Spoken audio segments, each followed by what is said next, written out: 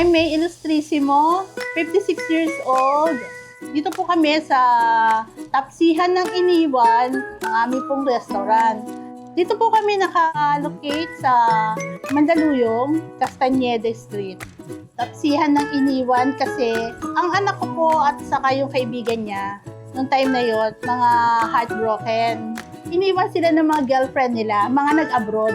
Ginawa nila para malibang, tinayo nila tong business na to.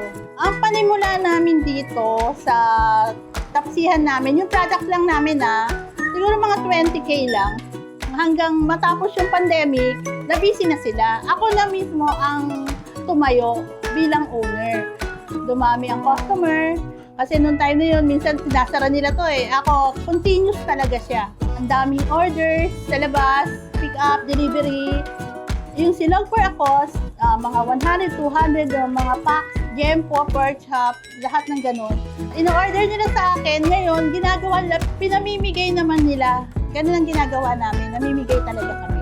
Lalo na dun sa mga nasunugan, then nasunugan dun sa Addition Hills. Ranchero barbecue, chili barbecue, yan ang marinate ko sa liempo.